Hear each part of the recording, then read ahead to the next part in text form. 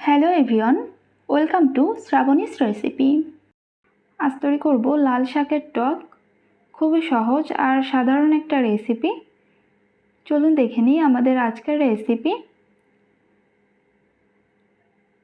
রেসিপিটি বানানোর জন্য এখানে একটা কড়াইতে নিয়ে নিচ্ছি 1.5 কাপ জল। এই জলের ভেতর দিয়ে দিচ্ছি 1 চা চামচ তেঁতুল।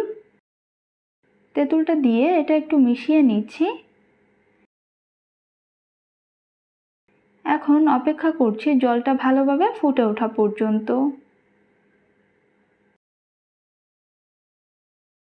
জলটা ভালোভাবে ফুটে উঠেছে। এই পর্যায়ে এখানে দিয়ে দিচ্ছি আগে থেকে ধুয়ে কেটে রাখা লাল শাক। এখানে 1 আটি লাল শাক নিয়েছি। পরিমাণ মতো লবণ দিয়ে দিচ্ছি। এখন এই সব কিছু একটু ভালোভাবে মিশিয়ে নেব।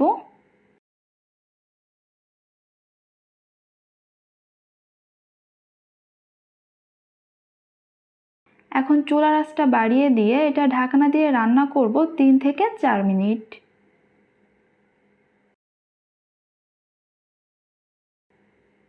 প্রায় 3-4 মিনিট মতো এটা রান্না করে নিয়েছি।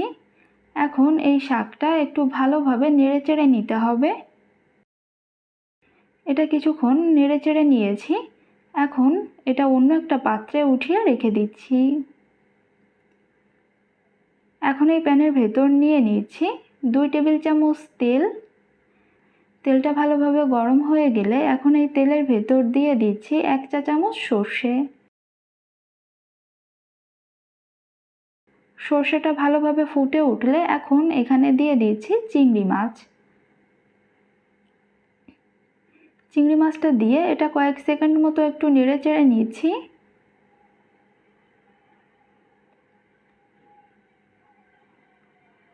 এখন এর ভেতর দিয়ে দিচ্ছি আগে থেকে সিদ্ধ করে রাখা লাল শাক। এই সব কিছু ভালোভাবে মিশিয়ে নিয়ে এটা আর কিছুক্ষণ রান্না করব।